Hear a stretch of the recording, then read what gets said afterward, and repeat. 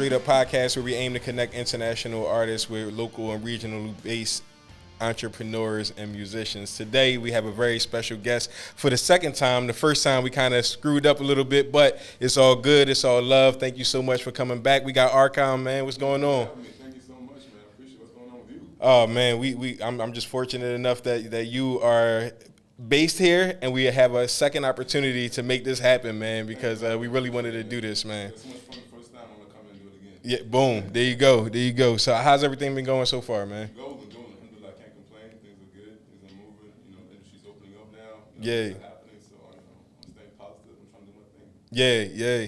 So you mentioned doing your thing, man. Describe what doing your thing is right now, man. For those who don't know, let me just give you a brief introduction of like the first time I heard you sing, man. We were at I think Breakout DXB was the first time, or was it MKO's thing? But anyway, when I heard Breakout, yeah. So first time I heard you sing at Breakout, bro, it was just such a soulful feeling. Like is you don't really hear music the way that you make your music that's coming out of this region, you know, and it's crazy because it's a feeling more. Your voice is amazing, your song, your song selection is amazing, but it's a feeling that you get when you hear your music, man. Can you describe how did you get that sound? And just to go back a little bit, that's what I go for. Like when I try to do soul music, sometimes I might do reggae music, but the idea of soul music is to touch the soul, it's to move you, right? And that's the idea. With my music, my dad is a musician, and I grew up in a household full of music. We had records, we had tapes, we had CDs, and all that there. And back then, we started for those of y'all who don't know, records are vinyl tapes. You could press cassette play. Tapes. You find one in a museum somewhere. Yeah. Cassette tapes. But we used to have those around the house, and I would go through my dad's collection and I'd play them, and I listen to his music. And there's a lot of Elvis Presley, James Brown, Sam Cooke, Otis Redding, and that kind of thing. Right. So that really influenced me, and obviously his music did as well. Mm-hmm. And then my brother's also a musician. I'm done. Right. He's a musician, so like that also obviously inspired my music to a certain extent. So I think I was just influenced by a number of different factors at home. Right.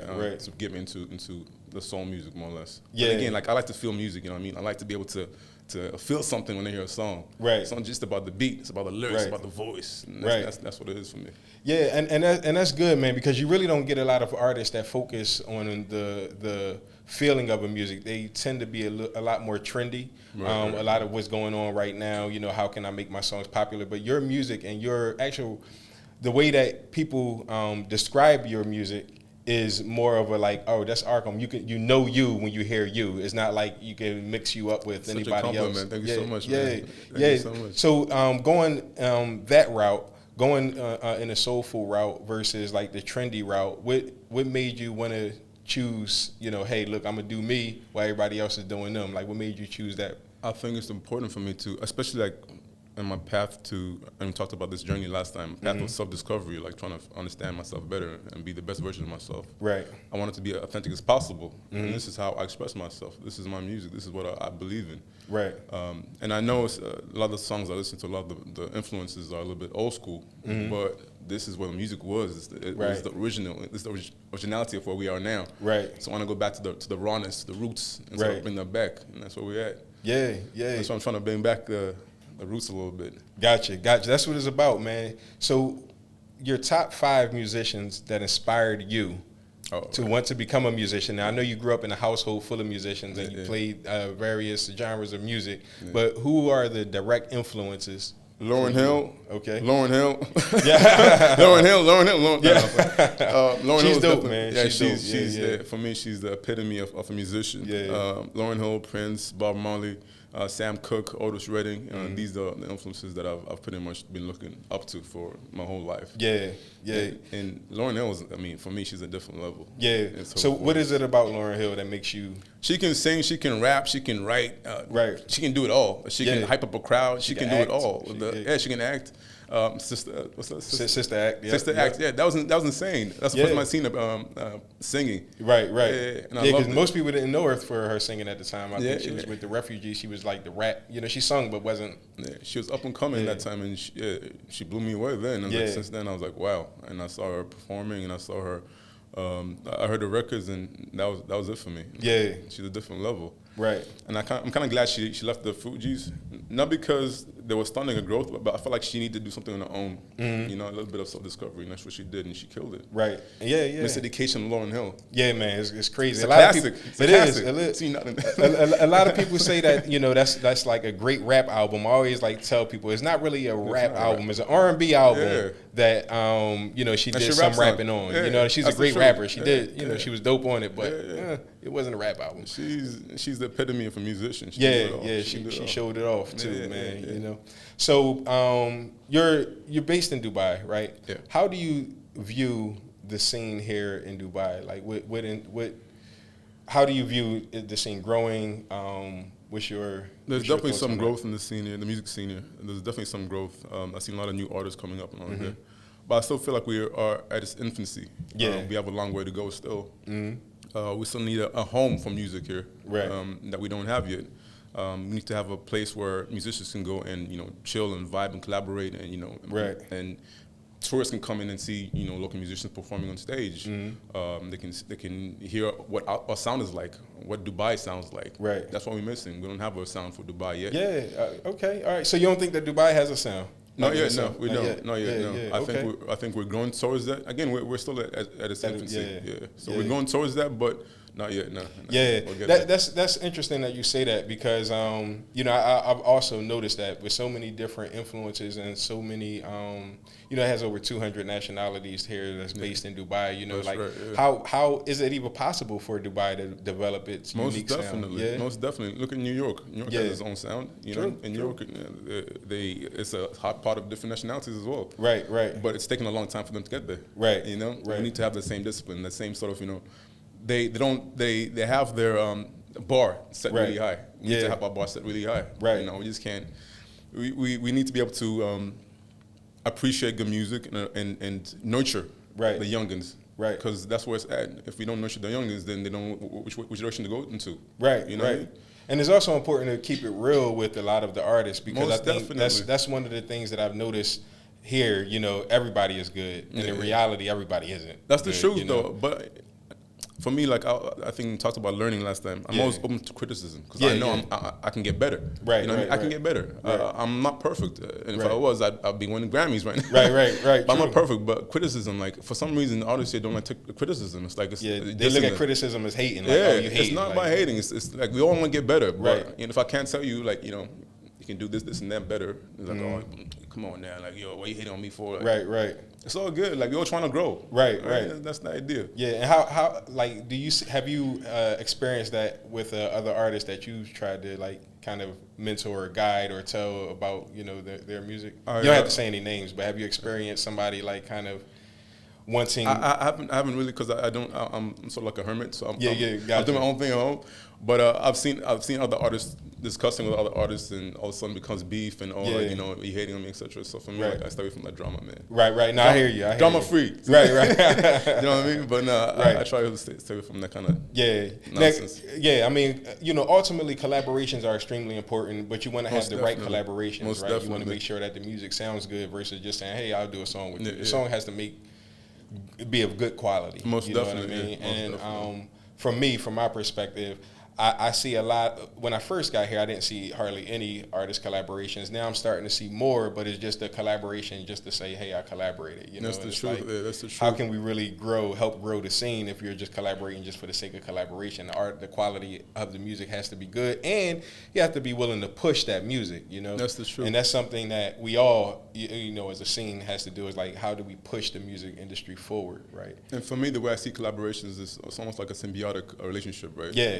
You get better and I get better, and we do something, you know, that's between the two worlds. Right. And that's the idea of collaboration. Right. A lot of times it's like you said, it's just the featuring. 100%. Oh yeah. I just wanted to drop that, But it is, man. You know, you have to have that relationship with the artist in order to kind of grow the scene. So you have a new song coming out, right? I do. Yeah. So collaborations. Can we get a little insight on the song? Yeah, it's a collaboration with a MRT rapper called SQ. Yeah, shout out to SQ, man. SQ, what's up? It's a song about the music scene, about basically finding yourself. inner turmoil that you go through, right? Get into music, especially for me. I came from a corporate environment. Get into music. It was jumping into deep water. You don't know what you're doing. You don't know. If it's the right decision or not. Right. So the song is really about that sort of inner turmoil going to music, and then it sort of ends with sort of the commitment to the music scene and sort of making real music. Right. That's the idea. Right. So it's collaboration. SQ raps in it. I do a couple of verses and the chorus, and it's dropping on the 12th of August. Yeah, man, it's coming soon. Actually, it'll be out right when this drops. It should be, it should be. All streaming platforms there. So I'm looking forward to that one. Yeah, that's going to be dope, man. I think I spoke to you before. SQ was one of the first people that like kind of showed me some love when I was out here, man. So it's always love to see, a collaboration with a good guy like you and him kind of come together and make some good music. I had the opportunity to hear it in its infancy when it wasn't mixed and mastered yet. So I can't wait to kind of hear the thing come together. It's done now. We got some good people on it, and it's done. It sounds nice. I like it. I'm looking forward to letting people hear it, man. Yeah, I feel like it's intimate. It's an intimate song. Right. So you mentioned you came from corporate world and then you transitioned to music. How difficult has that been? How difficult has that transition been? I think there's been a lot of challenges, especially with COVID. It's been very different. But for me, I feel like there's a lot of freedom as well in doing something that I believe passionately about. Right. Nationally in corporate, there was a bigger paycheck. End of the month, you're getting X amount of money. Right. But it also came with drama in the office and sort of being somewhere with a lot of animosity and that kind of thing. So I think I'm in a better place. I'm so spiritually, but in a better place in my headspace. I'm developing as a person. Right. And for me, that matters more than a paycheck at the end of the month. Right. You know what I mean? Right. So I'm in a place where I think I'm definitely finding my way, but I'm finding my way in happily. You know what I mean? Yeah. I'm happy, finding content. Yeah. I think that's important. Yeah. So do you use music as like your therapist or your therapy in regards to like coming from that world and just kind of like it seems like you kind of just the office drama and that kind of stuff. Have you used music to kind of help? I think I do. Like I don't think I did consciously. I think it just came out that way. Yeah. A lot of the songs I do, I just write them and it comes out that way. Right. But I think it helps. It really does. Right. Sometimes I find out things about myself that I didn't know just by writing songs. A lot of songs I've written sort of came out the way they came out because I was feeling them that way. Right. And if it was, that's why I feel like it's soul music, because it's something that came from within me that I didn't know about.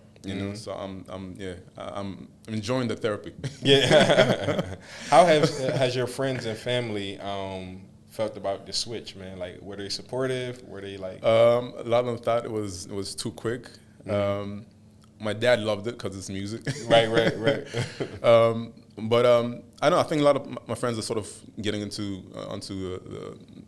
board the train right now. They see that I'm committed to it. They see that I'm loving the journey. Right. They see the difference in me. So I feel like I'm showing them that it's actually made sense. So everybody sort of has a little bit of reservations when it comes to that quick switch from such a cushy job to doing something that it has a 50-50 chance or maybe even less. Yeah, it's a scary thing because music is one of those industries where not everybody makes it. Most definitely, yeah. And especially in Dubai, especially in a place like this where the music scene is just growing. That's the truth. Yeah, that's the truth. But you do something you believe in, and end of the day, like you have opportunities, you take them, and if it doesn't work out, it doesn't work out. Like you look back and you said, I did that. Right. You don't look back and regret. Yeah, that's what counts. Right. How important is it to believe in yourself in regards to that? Because if your friends and family don't support you, how important is it? I think we talked about fear last time. Yeah. And one of the biggest fears for me was, I hated public speaking, and I wanted to face challenges after I left the corporate world. Face challenges that I felt were holding me back. Right. And one of the things was public speaking. Which is wild, man. To become a musician and not like. It was crazy, man. It was crazy. I think I told you I did the open mic thing. Right. And I went down there. I was on my own. I didn't tell nobody I was gonna do it. It's on my own. And I told them the song go on stage, and I did an acapella on stage on my own. And for me, that was like, I never thought I would ever do that. But I felt so good after I did that because for me it was a challenge, a hurdle. And you climb that mountain, you're like, you know what? Let's climb another mountain. Right. You know what I mean? Let's do another one. Let's do another one. Right. And it's kind of snowballed into to where it is now. And now I'm just facing different challenges, trying to get better. Yeah. Did anybody hype you up to do the open mic, or was it something that you just decided to? It's a little bit of voice in my head saying, you know what? If you don't do it now, when you gonna do it? Yeah. You know what I mean? Time is passing by, bro. Time is going so quickly. Yeah, that's true. Yeah, that's true. I mean, at that time, I think I was 32, 33. Yeah. But, like, time's going by so quickly, and I was like, man, another 10 years, you know, what am I going to be doing? Yeah, You know what I mean? And if you don't take that risk, you know what I mean, then you never know. Exactly, yeah. So, for me, like, you know, just do it and see what happens. Yeah, and the reception was pretty good from it. Thankfully, yeah. If you would have bombed, do you think you would have continued? If it would have, I don't know. It might have taken maybe longer, but I don't know. I feel like if I bombed, right, I would have been disappointed in myself. Maybe I would have worked to be better at something like that. Right. Because I feel like I really believed in it. I really wanted to do something different, and that was, you know, what I believed in. Now, when you first got into music, was this something that you knew that you can do? Did you know you can sing? Did you know you have a voice? I didn't. I hated my voice. You did? I hated it, yeah. Okay. Describe that. What made you somebody who hated their voice want to be a singer, you know? I didn't really want to be a singer, but at that time I started a company called Greco. Okay. It was basically a sustainability company, looking at, you know, environmental issues and that kind of thing. Mm-hmm. And so I used to go to a lot of meetings. Right. And recorded one of the drives to a meeting. And I was singing a song by Bob Marley, I think. Mm-hmm. And I put it on Facebook. Right. And I was putting it on Facebook, my hand was shaking. Because like, something I never do, like, about this, again, facing my challenges, right? Right. Different challenges. So I put it on, and people loved it. Mm-hmm. And I hated the video. Really? I hated the video. But for me, like, you know, it's about change. It's about evolving, right? Right. So I put it up, and people loved it. And for me, that was, you know what? Maybe I'm just being too critical of myself. Yeah. And that's where the fears come in, you know what I mean? Right. I'm just being too critical. Mm-hmm. So that sort of had to simmer down a little bit with myself. Be like, you know what, chill and figure yourself out. If you don't like your voice, get better at it. Right. Yeah, right. And that's what I do. I try to get better. Right. Coming from a family of musicians, is there any competition between, you know, siblings or even parents in your case, you know? I don't think I can compete with him, Don. He's a veteran. He's a veteran. Yeah. He's a veteran. So for me, no, I can't compete with that. Shout out to Hamdan too, man. He's very good, man. He's dope. He's on a different level. He's amazing. Yeah. Man. So for me, it's not about competition, but I definitely learned a lot from him. Yeah. You know, by watching him on stage, by seeing what he does. Right. I've learned a lot from Hamdan. Yeah. So like, I don't know if I'm competing with. So do you guys want to collaborate? We did a song, Reap What We Sow. It's not exactly collaboration, but he did some vocals on that. Okay, yeah. But we haven't talked about, I think we both think it's a little cheesy. Yeah. To like a Casey and JoJo or whatever. Right. Like a Jackson 5. But it's I'll probably be Tito. Yeah.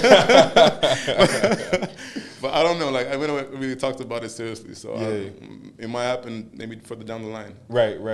It's good that you kind of finding your own lane, or you're doing your own thing within music, because with a brother like Hamdan, who's internationally known, like we could say internationally known, and one of the established, especially here in Dubai, like everybody knows him. You know, you're not riding the coattail of him. You're doing your own thing, and you're showcasing your own skill. And y'all have different styles as well. Like, you know, you do your thing, he does his thing, and it's both good. It doesn't mean, you know what I mean? It's both good. Yeah. But you know, just in my mind, I know, because me and my younger brother, we have like a sibling rivalry like no other. Like he does, oh my goodness, man, we go at it about. It could be Facebook posts, man. We go. I troll him all day just because I'm like, you know. So it's just like the sibling rivalry that we have. I just, you know, I always kind of look at other people and see, you know. But you're pushing yourself to get better. Yeah. So, I think I just get on his nerves, bro. I'm not gonna lie to you. I just do stuff just to get on his nerves, you know. He could talk about dogs, and I'm like on his post about cats. I'm like, you know. So yeah, but nah. So it's, you know, it just depends on that. But my brother used to rap. He used to make beats. He used to do all the stuff that I wanted to do. So he did all that in competition with me, because now now that I don't do none of that, he doesn't do anything. So yeah. But you know, just going back to you, man. Going back to the form of the industry here, as well as your sibling being, like on the scene here, and you just not using somebody else to get on. Like, you're kind of making your strides, you're making your ways. Like, you got shows that's coming up, you know. Like, how does it feel to get booked for shows now, you know? I'm humbled. I'm always humbled, man. When someone tells me this is my song, I'm humbled. Like, for me, again, like, coming from someone who didn't think I could do music to, you know, people listen to my songs, I'm extremely humbled. I'm stupidly humbled, but like, I mean, thank God, man. Like, it pushes me, it motivates me. Right. So when I get booked for a show, I want to make sure that I'm good enough to be booked for another show. Right. So I try to give it my all. Yeah. Now, you recently started playing instruments, right? Yes. Yeah. Guitar. I'm playing guitar now. Yeah. How is that, man? How is I love it. I love it. Yeah. I love the process. I started playing guitar I think maybe a little over 2 years now. Mm-hmm. And I really honed it when the lockdown happened because I was sitting at home doing nothing, so just me and the guitar. Yeah. So I opened up YouTube and just sitting there with YouTube videos and learning different chords and different ideas and different progressions, etc. And now I'm in some place where I'm a bit more comfortable with the guitar. Right. And now I'm trying to learn the keyboard as well. Man, so man, I'm trying to be like Prince. I see, man. The drums, the bass, and all that there. I bought a guitar, man, maybe about 10 years ago, bro. I bought a guitar, and I didn't learn anywhere, like, how to play it. I was just, like, thinking I was good. I could play by ear, bro. And I was like, my guitar wasn't in tune. I didn't know how to tune it. I was just, like, doing dumb stuff on the guitar. I think I had a book. It was, like, because when this how cheap my guitar was. I bought my guitar from a bookstore, and it came with a book about how to play the guitar, yeah. And it was, like, just showing you how to do, 3 strings or whatever. So I did that, and my guitar wasn't in tune. It was crap, man. But so you learned how to play guitar on via YouTube, on YouTube, yeah. And now piano the same way. Yeah. So definitely. Can you sing and play the guitar at the same time? Yeah. Now I can. Yeah. Yeah. In the beginning, I mean, playing one chord was tough enough. And then switching to another chord was tough enough. But then I decided, like, if I'm committed to this music thing, you know, it's like a job, right? You get yourself, certifications and that kind of thing. You get better and better, right? And that's the idea. So I'm trying to get better at the music. You know what I mean? So I did a bit of theory as well and did a bit of chord progression. Now I can play the guitar and do a couple. I can sing, right? Not too well, but I feel like I can sing better without the guitar. Yeah. Now in your future performances, though. Your future performances, will you play the guitar, like the ones that you have coming up? Yeah, some of them, yeah. So you haven't performed in front of a crowd yet with the guitar? I have. Okay. At Moto in Arqam. Yeah. I've been there. Actually, I was there last week, man. Oh, you? With Alan J. Yeah. Alan, yeah. I was there, and it was a very unique vibe there. Like, you know what I mean? It was like, it was very diverse. The music selection was amazing musicians. Yeah. I mean, oh my goodness, bro! Like they was feeding off of each other. You see the energy in there. Yeah. It's intense, but I did the improv the week before that, and good people, man, good vibe and all that there. And I learned quite a lot, man. I love that. But I'm definitely going down this week again. And so the first time I was there, I played the guitar and I was singing. Could have been better, but No, but you got to start somewhere, right? That's exactly it. That's exactly it. Oh yeah. Oh, wrong one. Hold on. My bad. Boom. There we go. That's the truth, though, man. So I mean, I mean, I push myself every time I do something on stage. I try to get better. Right. So I do something different. Yeah. So playing guitar. How important is stage presence to you? I think it's everything, really. Yeah. I've seen a lot of people get on stage and they own the stage. Yeah. And they'll sing 2 lines, but people are enthralled and captivated. Yeah. I think it's super important, and I think something that I'm definitely trying to develop and evolve. Yeah.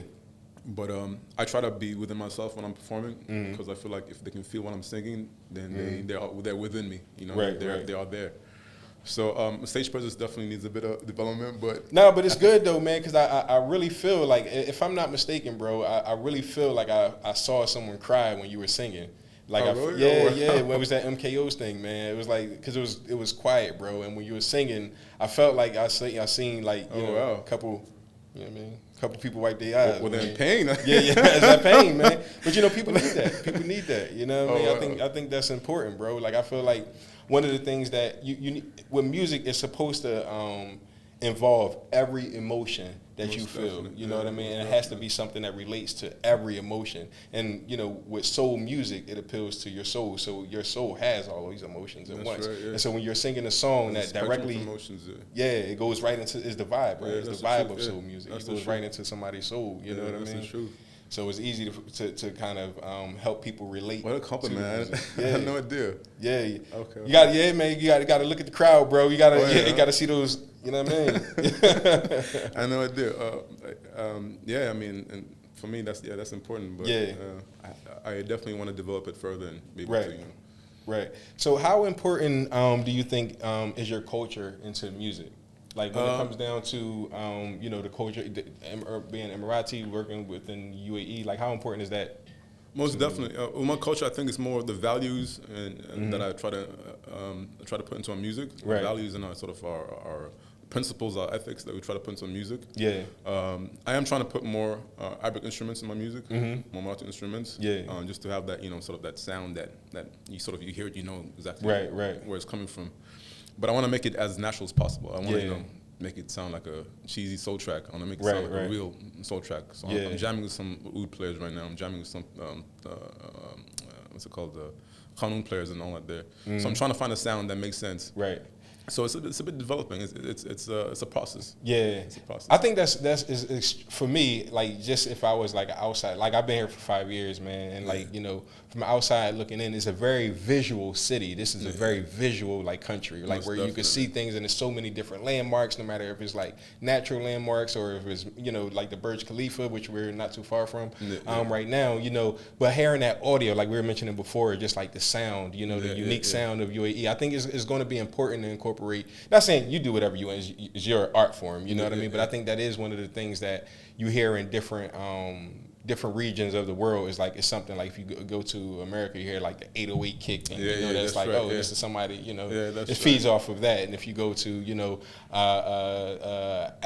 you know, somewhere, some places in like South Africa, is a lot of the, you know, certain drums. If you go to Jamaica, is that, you know, you can hear the sounds, you know. So that's right. Right. So that's what I'm talking about. A sound that the city comes from, that Dubai has. We don't have that yet. So I mean, you need to find that sound. It's a process. I mean, it's not gonna happen overnight. Yeah. But we'll get there. Yeah, it is. I mean, it's a relatively new country, but it's so far ahead of other, you know, other countries. It's like, you know, it's so far ahead. And now just the you know, the introduction of such things like Spotify and Gami coming on board and all that. How supportive have those entities been in your journey as an artist? I put all my songs on the platforms on Gami, Spotify, Deezer, etc. I haven't really had any engagement from them, or I haven't reached out to them, to be honest. I haven't really worked with them directly. Okay. But for me, like, I'll put all my songs up there, and that kind of helps people find my music a little easier. Than having it on SoundCloud and that kind of thing. In that sense, it helps. I mean, they are important. You know, because they help you reach a global audience. And then more people, you know, it's very important to get playlisted. You know, Most if you can, like, playlisting is like the key, right? Because that's going to get you outside of the region. It's going to get you into artists who may never visit this region, or may not have the means to come here. They can still hear your music and be captivated by what you do. You know? But how to get playlisted then? Different ones have different ways. We can talk off here. Yeah. I got your audio swim. Hold on. There we go. But I mean, I think it's very important to have your music on all of these platforms and to make sure that they're supportive in certain things, because you know, the goal is to expand the sound, right? To expand you know, the regional voice, as well as the regional sounds that's developing. Most definitely. So do you have plans on traveling with your music, like in the near future? Or? Most definitely. I have applied to a couple of different festivals in Australia, in Zanzibar, and in Germany. Okay. So I applied for different festivals. I'm trying to get out there as well. I think it's important that we present ourselves abroad as well. Right. Like you said, like, we need to get the reach out there. So performing festivals, I think, is an important step to take to export our music. So I'm trying to get out there. And that's the key, right? Like the export versus the import, because, you know, we get a lot of, in Dubai and UAE in general, we get a lot of imported music. We import too much music, man. Too much, man. You know, and even when we import stuff, it's not even like, you know, if we go to like a club appearance, there's no opening act. It's like no opening regional act or whatever. Just straight up like Rick Ross, Trey Songz. Do you know what I mean? Like, I feel like we're missing opportunities though, man. And we touched upon this last time. Like, we need to be able to push some of our local rappers, if it's a rapper coming on, singers, you know what I mean, singers, etc. Like, we need to be able to use these opportunities where there's a lot of obviously a lot of eyes on these, you know, big acts coming on, to have our local musicians also have a platform. So I feel like these are opportunities that we miss. And I know we talked about this last time, but it's frustrating. It is, man. And that's what what we want to do with Str8Up Entertainment Emirates Music Summit. We want to make sure that, like, when artists come, how do we get the artist a voice? Because we have artists that should be worldwide, international artists. Most definitely. You know what I mean? And they don't get the look because nobody takes the scene serious. People don't even know that there's a scene here. You know, so what we want to do is grow the scene. In the same vein, if we don't take our musicians seriously here, then nobody will take them seriously abroad. Exactly. So it starts with us as well. Exactly. So I think that's important for us. Exactly. And the quality. So now we got guys like you that's coming out right now. You know, we got the quality that's being presented. You know, it's before quality. You have guys like the Recipe that could have been a dope rap group anywhere. You put them anywhere on earth, they would have been Recipe, a dope rap group. Digital Thought, Mo Flow. I mean, you have a tag. You have names that you can throw out there, man. They're all musicians that could have, had a chance. Shea Bonnie, it's so many dope artists, man. But it's just the issue of the scene itself here is kind of, we don't support our own musicians. We'll go out and support, Rick Ross or something, whatever, Flacco, whatever coming through. But we don't support our own musicians, and for me, that's kind of. Yeah. So how do we develop fans? Like how can we get the fan engagement to increase here in the UAE? I think it's a matter of having music on radio stations. We don't have enough music on radio stations. Right. And again, we touched upon this last time. And it's another frustrating thing for me. I feel like radio stations here need to support local musicians. Yeah. It gets us a wider range of an audience. You know what I mean? But all the plays international music. And that sort of feeds into the audience here only want to see international acts. Right. If we had our music on the radio, it gives us some sort of a credibility and a reach. And that's what we need to get to. Yep, exactly. But for me, I feel like that's something that we're sort of slacking on. And hopefully we're getting better. I know Mark Lloyd is definitely helping. He's helping a lot of from 103.8 Dubai Eye. He's helping a lot of musicians out here. He's also featuring musicians. I love that. Right. I really love that. But other than him, there's nobody else. Maybe Big Hass as well. Big Hass, and it's not up to them, unfortunately. And the publishing game is not really existing over here yet. There's so many different factors. But that's another thing that we want to kind of touch upon when we talk, with Emirates Music Summit and pushing that agenda. Because guess what? You get all these tourists, and guess what they do? They rent cars. The first thing that happens when they rent a car is turn on the radio, right? And they only hear the stuff that they hear back in their home country. Yeah, exactly. Right. It feels like we don't have a scene here, right? You know what I mean? So if we had music on the radio, then it reaches tourists who then take it abroad with them. Again, that's a form of exploitation of our music. Yep. So that's the kind of thing that we need to be able to develop. They could just put on Shazam. Who's this artist? Let me put on my Shazam app or ask Apple Music. Who's this? And they could listen to it. Hey, look, listen to this guy in Dubai. It takes those type of conversations and those people to push the culture forward in order to make it most definitely. But I mean, that's how I think we should be able to develop our audience here, our fans here, and then from there take it further out. Right. So just in the sake of time, man, we got to wrap this up a little bit. 10 more minutes. Do you have any last words? What would you say to an up and coming artist that wants to get out of there and wants to kind of accomplish some of the things that you've accomplished so far? Learn. I think be open to learn. Learn from anybody. Like I said last time, man, I learned from a 3-year-old. There's something they can teach me. Just keep learning. Keep developing yourself and stay humble. I think it's very important. And try to develop yourself as a human being, because I feel like that sort of goes into your music as well. Right. So I think that's important. But learn, stay humble, and develop yourself as a person. Boom. Well, that sounds good to me, man. My name Berto. Thank you so much for being your authentic self, bro. Thank you for having me, man. All day. We out.